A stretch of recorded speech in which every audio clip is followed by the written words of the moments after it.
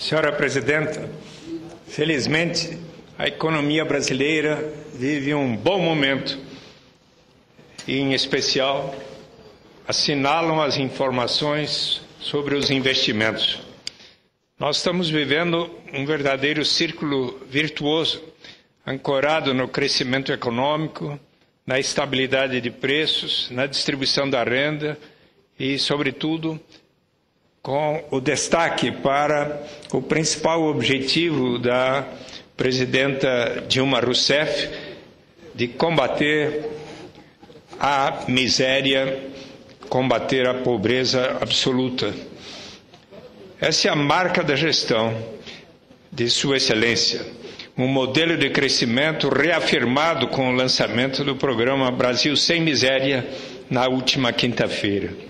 Tal programa pretende retirar da condição de extrema pobreza 16,2 milhões de brasileiros que percebem uma renda familiar abaixo de R$ 70 por mês per capita, em condições precárias de vida, de saúde, de educação e de trabalho. Com esses objetivos, a economia brasileira, após o crescimento histórico de 7,5% em 2010, iniciou 2011 com ajustes na política econômica, visando a acomodação do ritmo de atividade econômica a taxas de crescimento sustentáveis e a convergência da inflação para a meta de 4,5% em 2012. O resultado positivo dessas medidas pode ser observado nos números do Produto Interno Bruto e do Índice Nacional de Preço ao Consumidor Amplo, divulgados recentemente pelo IBGE. Em relação ao quarto trimestre de 2010, o PIB no primeiro trimestre de 2011 cresceu 1,3%.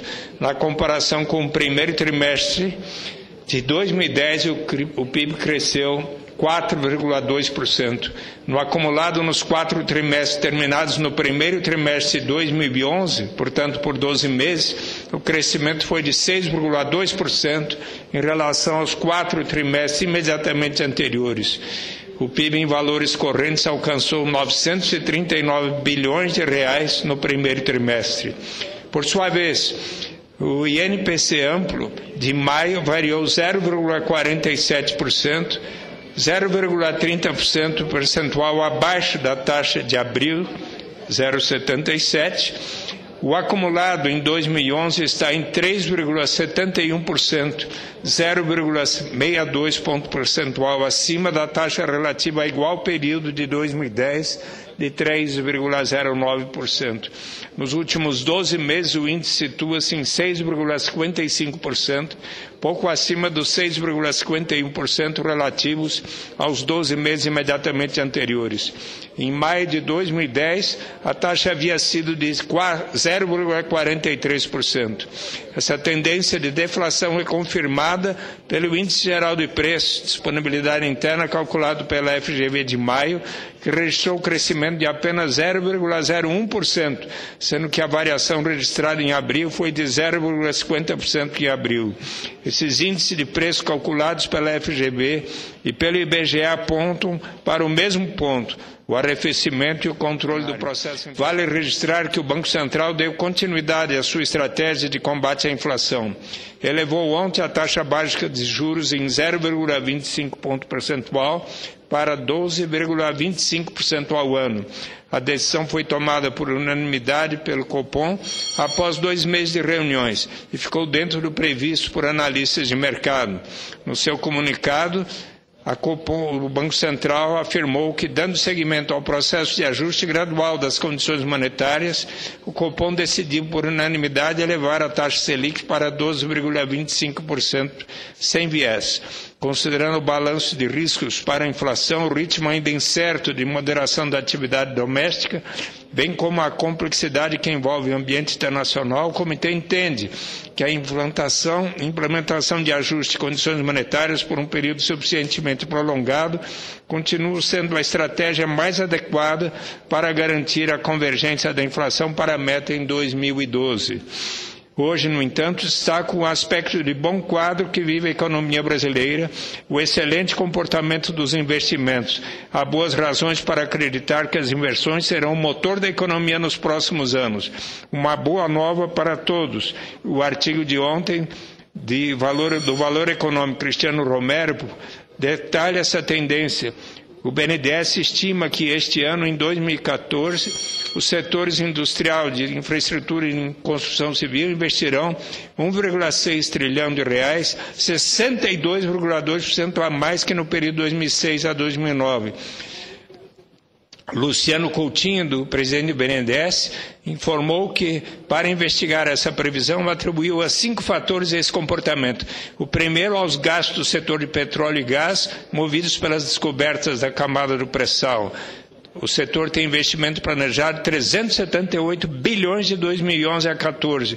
O segundo é o setor de energia elétrica, que deve investir 139 bilhões de reais nos próximos 4 anos. Até 2013, o país deve ampliar a capacidade de geração com a inauguração das usinas de Santo Antônio Geral, em Rondônia.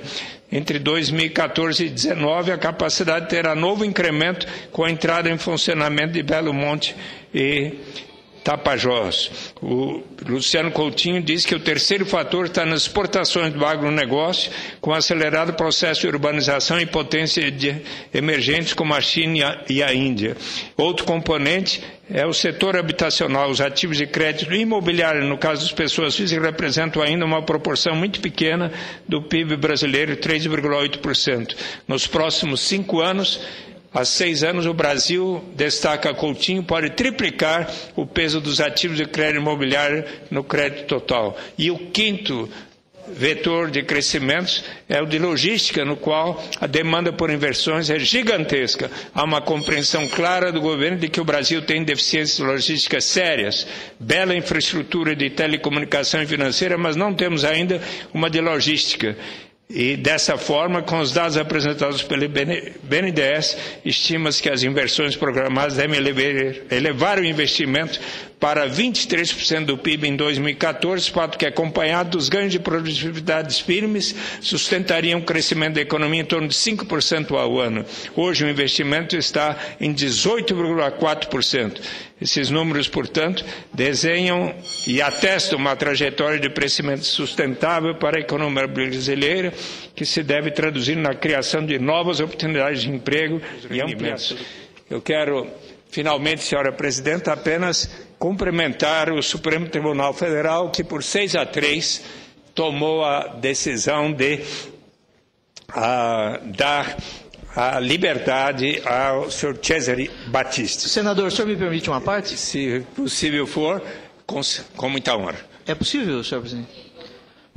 Estou ampliando 2 minutos a mais, porque esse tempo já foi esgotado. Não vai passar de 1 minuto, senhor presidente. Eu respeito a posição do senhor, respeito a posição do Supremo Tribunal Federal. No entanto, posições podem ser debatidas. A decisão do Supremo Tribunal Federal faz do Brasil um país propício para criminosos. Imagine se Bin Laden estivesse vivo e Bin Laden viesse para o Brasil. Aí o Supremo Tribunal Federal, a pedido, decreta a extradição do Bin Laden. O presidente da República poderia negar a extradição do Bin Laden? Nós estamos nos transformando, com o perdão da palavra, em um país cafofo de criminosos, esconderijo de criminosos, mocó de criminoso. O Brasil não pode se transformar num país desta ordem. A decisão do Supremo Tribunal Federal é absolutamente lamentável do ponto de vista da defesa dos direitos fundamentais da pessoa humana.